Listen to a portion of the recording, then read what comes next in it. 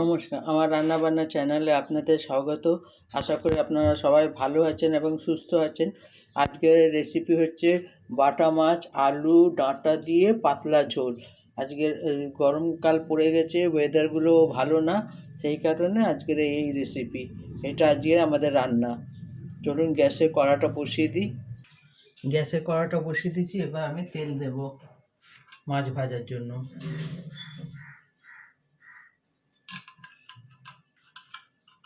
আজকে আমি বাটা মাছ দিয়ে ডাঁটা দিয়ে আলু দিয়ে পাতলা ঝোল করছি।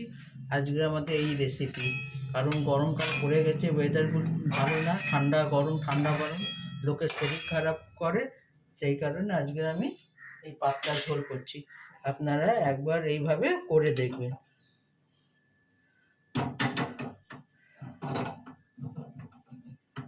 একবার এইভাবে করে দেখবেন। আর যারা আমাকে সাবস্ক্রাইব কমেন্ট করেছেন তাদের অনেক অনেক ধন্যবাদ আমাকে সাবস্ক্রাইব এবং কমেন্ট করার জন্য। আপনারা সবাই ভালো থাকুন, আমি এই চাই।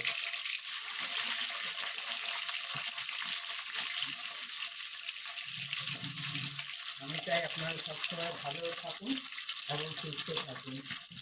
ভগবানের কাছে আমি সবসময় এই প্রার্থনা করি যে আমার ভাই বোনেরা সবসময় যাতে ভালো এবং সুস্থ থাকে।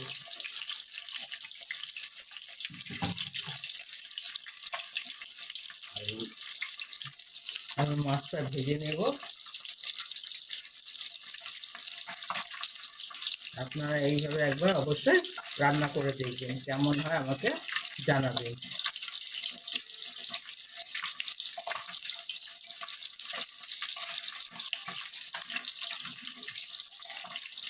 আপনারা এইভাবে আমার সঙ্গে থাকবেন, আমাকে সাপোর্ট করবেন, তাহলে আপনাদের একটা সাবস্ক্রাইব আমার কাছে অনেক মূল্যবান।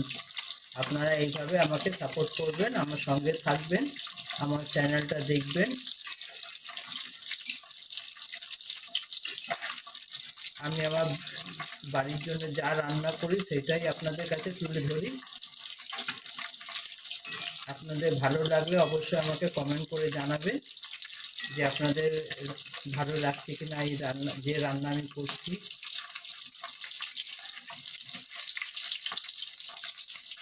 মাছটা ভাজা হোক উল্টালে, তারপর দেখাচ্ছি।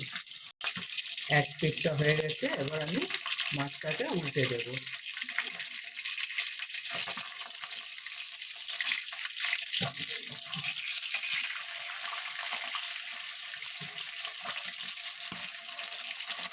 মাছটা ভাজা হয়ে যাক।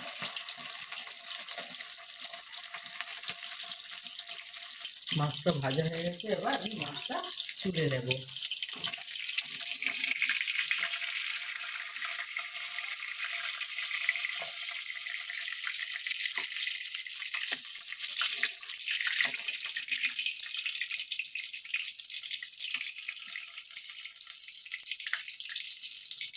বাকি মাছগুলো দিয়ে দেবো।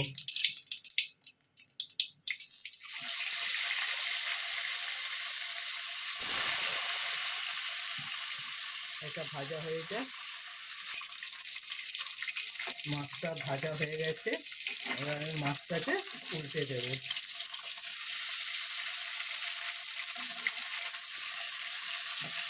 আপনারা এইভাবে অবশ্যই একবার রান্না করে দেখবেন। আপনারা অনেক ধরনের রান্না করেন, এরকম শুধু পাতলা ঝোল করবেন, শুধু জিরে গুঁড়ো দিয়ে, আর কিছু না। কালো জিরে ফোড়ন দেবেন আর জিরের গুঁড়ো, আর কোনো মশলাই লাগবে না। এতে গরমকালে শরীরও ভালো থাকবে, পেটও ভালো থাকবে, হজমও হবে, কোনো গ্যাস অম্বল কিছুই হবে না। কারণ এটাতে পেঁয়াজ রসুন আদা কিছুই নেই, শুধু জিরের গুঁড়ো দিয়ে রান্না।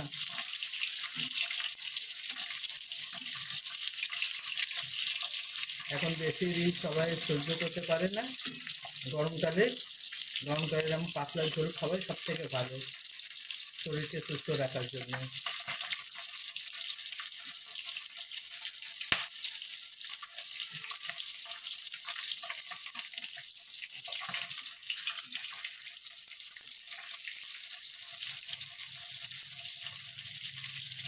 মাছটা ভাজা হয়ে গেছে, এবার আমি মাছটা তুলে নেব। আমি বেশি লাল করে ভাজছি না, বেশি লাল করে ভাজলে মাছের স্বাদটা চলে যায়।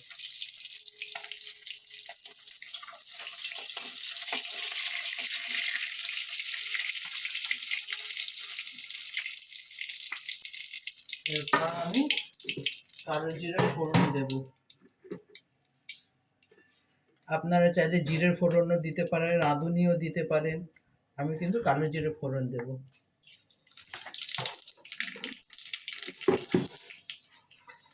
এরপরে আমি আলু দিয়ে দেবো। আলুটা একটু ভাজা ভাজা করে নেব। এর সাথে আমি একটু নুন দেব, আপনারা যে যার স্বাদ অনুযায়ী নুন দেবেন।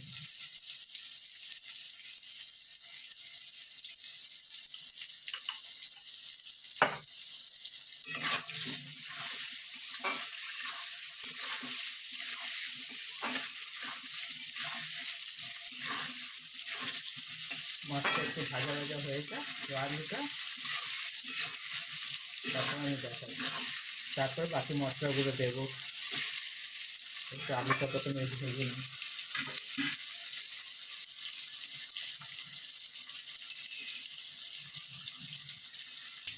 আমার আলুটা ভাজা হয়ে এসছে, এবার আমি সজনে ডাঁটাগুলো দেবো, দিয়ে একটু এটাকে ভাজা ভাজা করবো।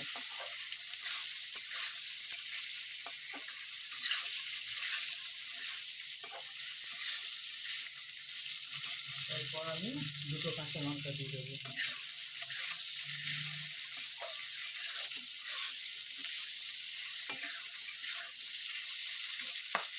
এরপর আমি টমেটো দিয়ে দিই।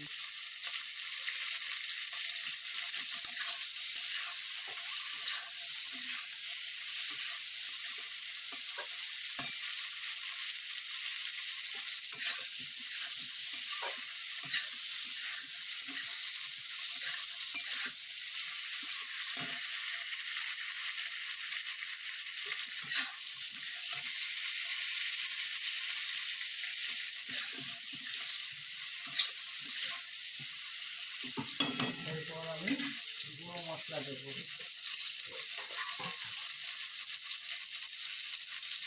হাফ চামচ হলুদ,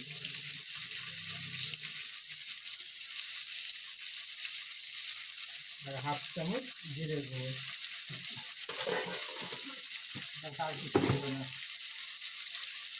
এবার অল্প জল দেবো, জল দিয়ে আমি 5 মিনিটের জন্য ঢাকা দিয়ে দেবো। অল্প জল দেবো শুধু এই মশলাটা কষাবার জন্য। জল না দিলে মশলাটা পুড়ে যাবে, তো সেই কারণে আমরা 5 মিনিটের জন্য ঢাকা দিয়ে দেবো।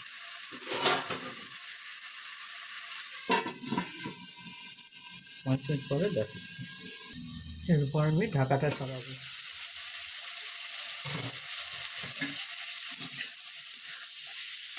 মশলাটা ভাজা ভাজা হয়ে গেছে।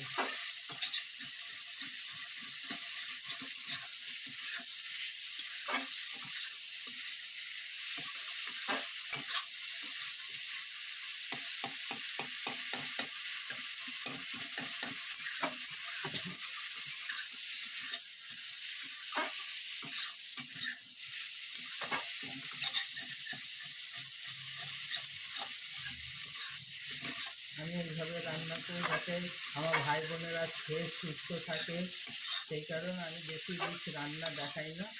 আমি কম তেল মশলা দিয়ে রান্না দেখাই, যাতে আপনারা সবাই সুস্থ থাকেন।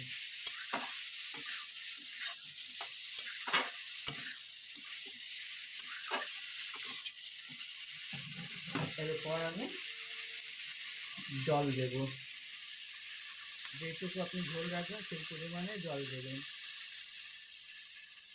আমি খুব একটা ঝোল রাখবো না।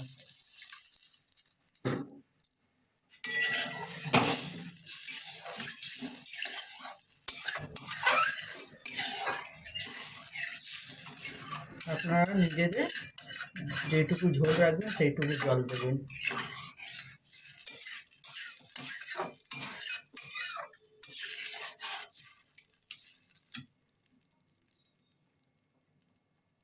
একটু আলুটা সেদ্ধ হয়ে যাক, তারপর আমি মাছটা দেব। এরপর আমি ঢাকা দিয়ে দেবো। এরপর ঢাকা সরাবো।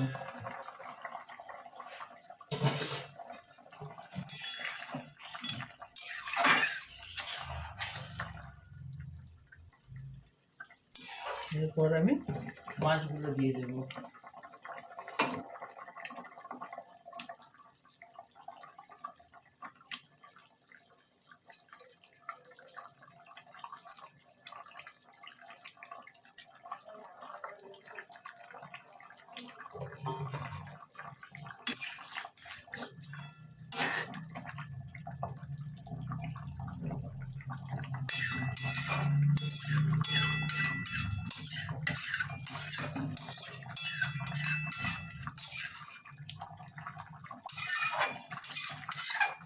এবার মাছটা দিয়ে খানিকক্ষণ ঢাকা দিয়ে দেবো, তারপরে ঢাকাটা সরিয়ে দেখাবো।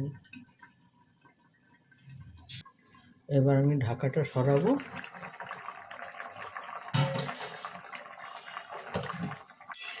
আমার বাটা মাছের ঝোল একেবারে রেডি।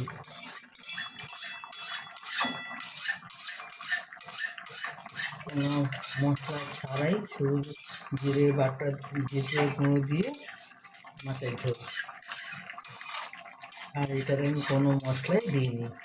আপনারা একবার এইভাবে রান্না করে দেখবেন, কেমন হয় আমাকে অবশ্যই কমেন্ট করে জানাবেন।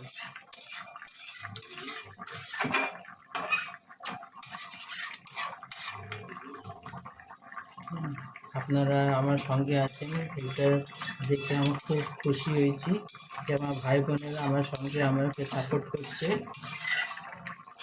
আপনারা এইভাবে আমাকে সাপোর্ট করবেন।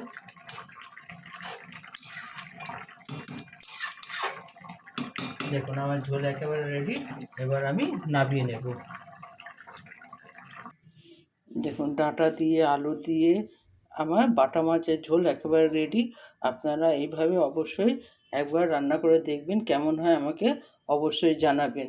আমার চ্যানেলটা দেখার জন্য আপনাদের ধন্যবাদ। আপনারা এইভাবে আমার সঙ্গে থাকবেন, আমাকে সাপোর্ট করবেন। ভগবানের কাছে প্রার্থনা করি আপনারা সবাই সুস্থ এবং ভালো থাকুন। হ্যাঁ, আর এটা খাবেন যখন একটু পাতিলেবু নিয়ে নেবেন, তাহলে খুব খেতে ভাল লাগবে। পাতলা ঝোলের সঙ্গে পাতিলেবুর রস দিয়ে খেলে খুব ভাল লাগবে খেতে। আপনারা অবশ্যই একবার এইভাবে রান্না করে খেয়ে দেখবেন, কেমন হয় আমাকে কমেন্ট করে অবশ্যই জানাবেন। আমার চ্যানেলটা দেখার জন্য ধন্যবাদ। Thank you.